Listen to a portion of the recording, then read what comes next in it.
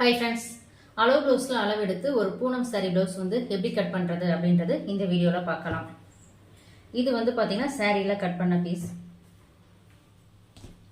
First அளவு ப்ளவுஸில் அளவு எடுக்கிறதுக்கு ப்ளவுஸை ஓப்பன் பண்ணி இந்த மாதிரி பேக் சைடு அளவு வந்து எடுத்துக்கோங்க. ஷோல்டர்லேருந்து கீழே இடுப்பு வரைக்கும் 13 இன்ச் வந்து பேக் ஹைட் வந்து இருக்குது. அதே 13 இன்ச் பேக் ஹைட் வந்து 13 இன்ச் வந்து இருக்குது. அதே 13 பேக் நடு சென்டரில் வந்து வச்சுட்டு பேக் நெக்கு பாருங்கள், எனக்கு 6 இன்ச் வந்து பேக் நெக்கு வந்து இருக்குது. அடுத்தது ஆம்ஹோல் உயரம் எடுக்க ப்ளவுஸை முன்பக்கமாக வந்து எடுத்துக்குங்க. எடுத்துட்டு இப்போ ஆம்ஹோல் உயரம் அப்படின்றது 5.5 இன்ச் வந்து ஆம்ஹோல் உயரம் வந்து வருது. ஆம்ஹோல் உயரம் எங்கே பார்க்குறது அப்படின்னா இந்த சைடு ப்ளஸ் மாதிரி வருது பாருங்கள், அந்த இடத்துல ஆம்ஹோல் உயரம் வந்து என்ன நம்பர்ஸ் இருக்கோ அதுதான் உங்களுடைய ஆம்ஹோல் உயரம். அடுத்தது ஆம்ஹோல் ரவுண்டு வந்து எடுத்துக்கலாம்.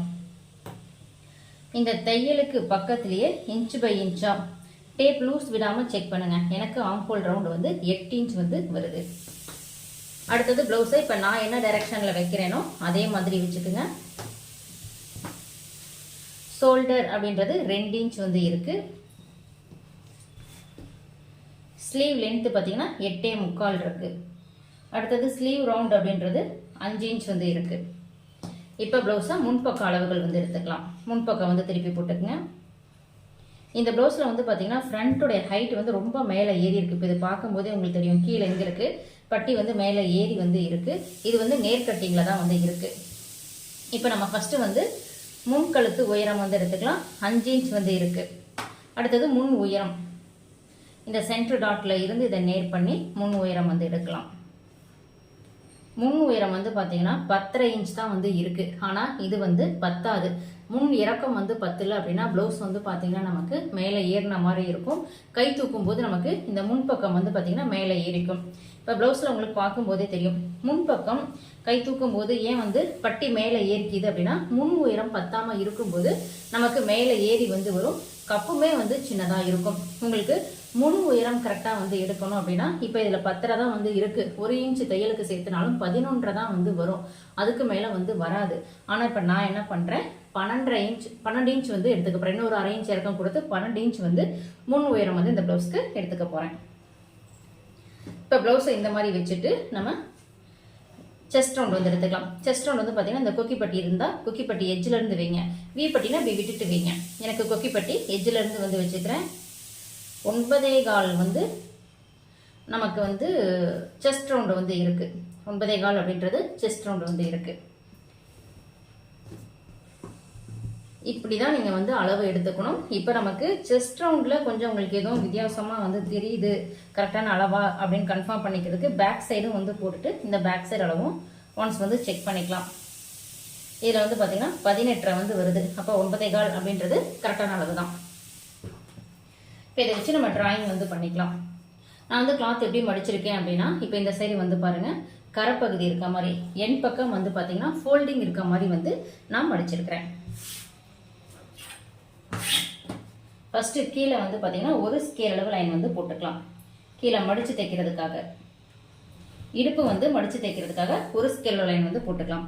அடுத்தது பின் உயரம் 13 வந்து எடுத்தோம்.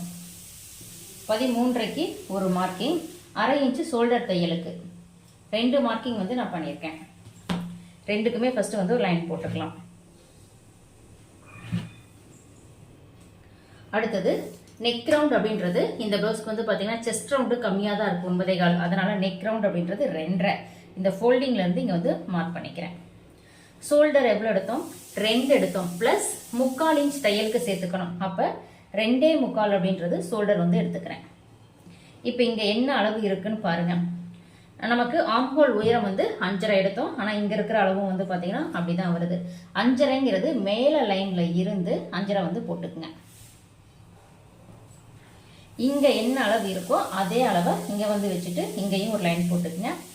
இதில் தான் நம்ம செஸ்ட்டு வந்து எடுக்க போகிறோம். செஸ்ட் அப்படின்றது வந்து பார்த்தீங்கன்னா 9.25 வந்து எடுத்தோம். அது வந்து மார்க் பண்ணிக்கலாம். அது கூட 1/2 இன்ச் தையலுக்கு அதே 9.25 வச்சுட்டு 1/2 இன்ச் வந்து தையலுக்கு வந்து எடுத்துக்கலாம்.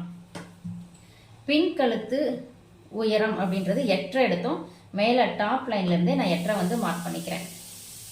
மேலே வச்ச நெக் ரவுண்டு 2.5 கீழேயும் வச்சுக்குங்க. இந்த மாதிரி ஃபஸ்ட்டு மார்க்கிங் பண்ணிவிட்டு அதுக்கப்புறமா நீங்கள் வந்து லைன் போட்டுக்கலாம். எடுத்த உடனே ஒவ்வொன்றா மார்க் பண்ணிவிட்டு நீங்கள் லைன் போட்டிங்கன்னா உங்களுக்கு கட்டிங் டைம் வந்து அதிகமாகும். அதனால் இப்போ நான் மார்க் பண்ண மாதிரி மார்க் பண்ணிக்கிங்க.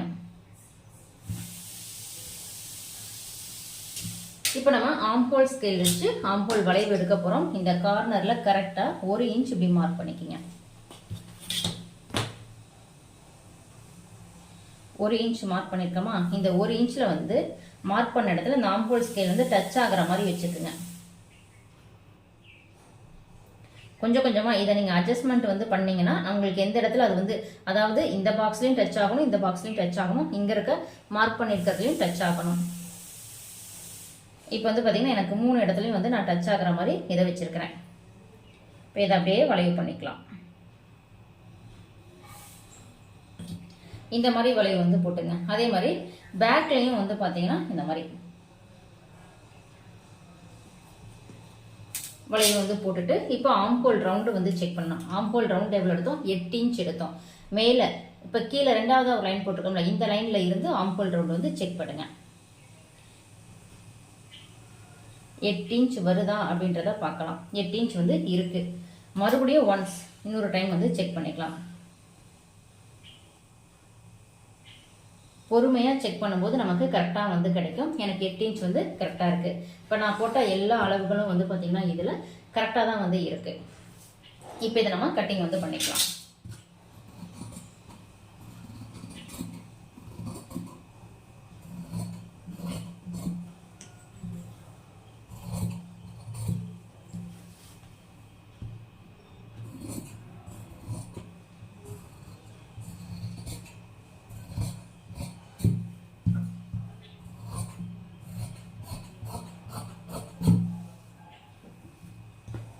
கீழே மடித்து தைக்கிறதுக்கு இந்த இடத்துல ஒரு சிசர் கட், ஆம்போல் ரவுண்டில் ஒரு 1/2 இன்ச் தள்ளி ஒரு சிசர் கட் வந்து போட்டுக்கங்க. ஏன்னா இதை இழுத்து தைக்கும் போது இந்த இடத்துல தான் நமக்கு ப்ளஸ் மாதிரி கரெக்டாக வந்து வரும். இப்போ நான் இந்த ப்ளவுஸை எப்படி வச்சுருக்கேன்னு பாருங்கள். இப்போ ஸ்லீவுக்கு எப்படி எடுத்துக்கிறேன் அப்படின்றதும் பாருங்கள். இப்போ இந்த சைடு தான் நம்ம பேக் வந்து கட்டிங் வந்து பண்ணியிருக்கோம். அடுத்தது ஸ்லீவ் கட்டிங் வந்து பண்ண போகிறோம். ஸ்லீவ் கட்டிங் பண்ணுறதுக்கு இந்த பீஸை அப்படியே இந்த சைடு திருப்பிக்கிங்க. இப்போ வந்து பேக் கட்டிங் இந்த சைடு வந்து போயிடுது. இந்த சைடு நமக்கு நேராக இருக்குது. இது வந்து பார்த்தீங்கன்னா ஓப்பன் சைடு வந்து என் பக்கம் இருக்க மாதிரி இருக்குது. ஃபோல்டிங் வந்து பார்த்தீங்கன்னா எனக்கு ஆப்போசிட் சைடு வந்து வச்சுருக்கேன். வச்சுட்டு இந்த கரப்பகுதி அந்நியவனாக இருந்தால் அதை நேர் பண்ணிக்கலாம். நல்லா கவனிச்சுக்குங்க. ஓப்பன் சைடு தான் வந்து என் பக்கம் வந்து இருக்கு. இப்போ நான் ஸ்லீவுக்கு இந்த கிளாத்தை வந்து அப்படியே மடிச்சுக்கிறேன். ரெண்டையும் ஈவனாக சரிசமமாக வந்து மடிச்சுக்கிறேன்.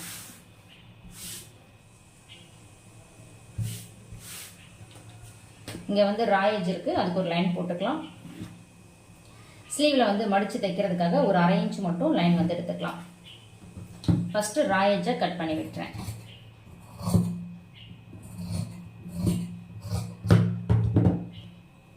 இப்போ இந்த சைடு தான் வந்து பார்த்தீங்கன்னா ஓப்பன் சைடு வந்து இருக்குது.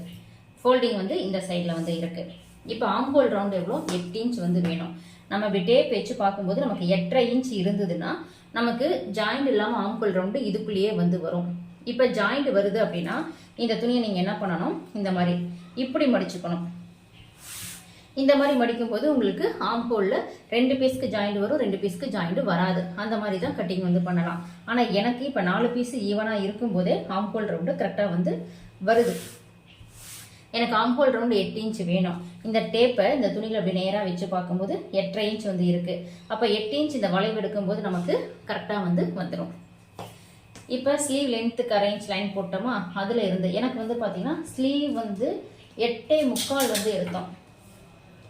8.75 ப்ளஸ் ஷோல்டர் தையலுக்காக வந்து 1/2 இன்ச் அதிகமாக வந்து சேர்த்துக்கலாம். அப்போ 9.25 அப்படின்றது ஸ்லீவ் லென்த் வந்து எடுத்துக்கிறேன். கைக்கு உயரம் அப்படின்றது மேலே இருந்து கீழே வந்து 3 வந்து மார்க் பண்ணிக்கிறேன். அதே அளவாக இந்த சைடும் மார்க் பண்ணிக்கங்க.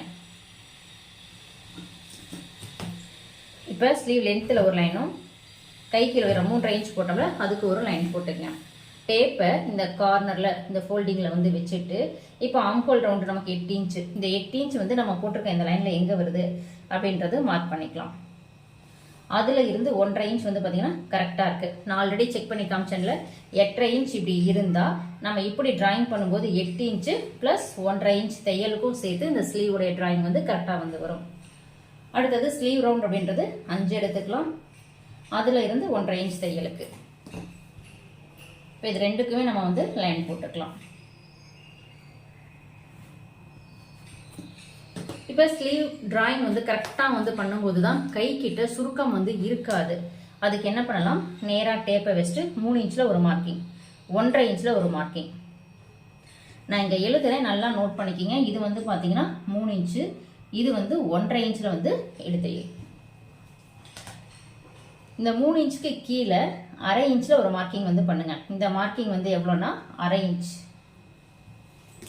நல்லா நோட் பண்ணிக்கிங்க. இப்போ 3 இன்ச்சில் இருந்து இங்கே ஆம்ஹோல் ரவுண்டு வந்து பார்த்தீங்கன்னா 8 இன்ச் இங்கே வந்து நான் மார்க் பண்ணியிருக்கேன்.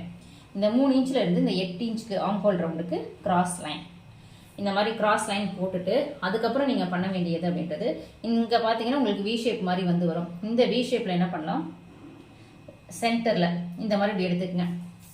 அடுத்தது டேப் வச்சுட்டு 1/2 இன்ச்சுக்கு ஒரு பாயிண்ட் மட்டும் கம்மியாக இருக்க மாதிரி இப்படியே இதை கொண்டு வந்தீங்கன்னா நீங்கள் இதில் வந்து ஜாயின் பண்ணிக்கலாம்.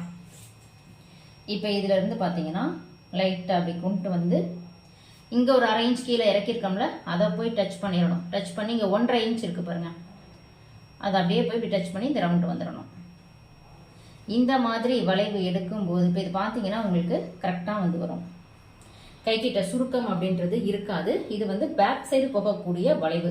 இந்த மாதிரி டிராயிங் வந்து பண்ணுங்க. அதுக்கப்புறம் ஆம்புல் டெப்த்து முன்பக்கம் குடஞ்சி வெட்டுறதுக்காக இந்த 3 இன்ச் இருக்குல்ல, அதுக்கு நேராகவே கீழே ஒரு 1/2 இன்ச் மார்க் பண்ணிக்கோங்க.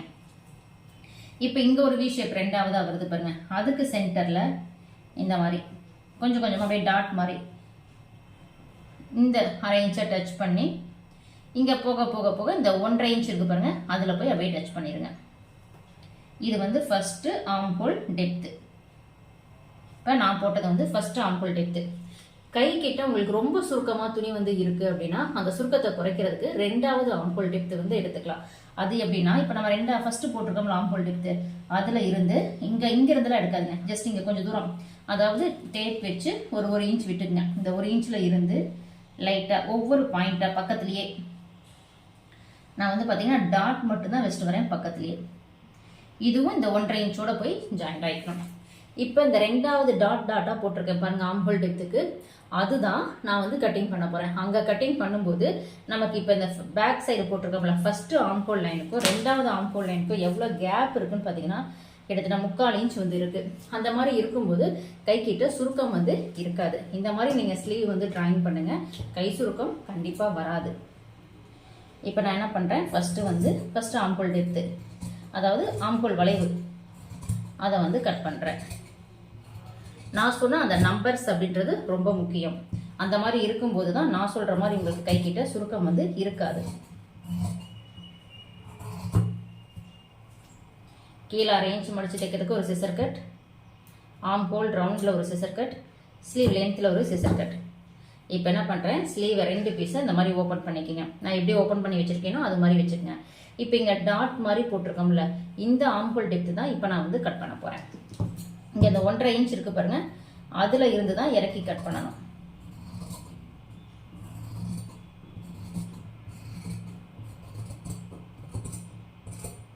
இதை எப்படி நான் கட் பண்ணி எடுத்திருக்கேன் அப்படின்றது பாருங்கள். முன்பக்கம் தெரியறதுக்காக ஒரு சின்னதாக குட்டியாக சிசர் கட் வந்து போட்டுக்கேன்.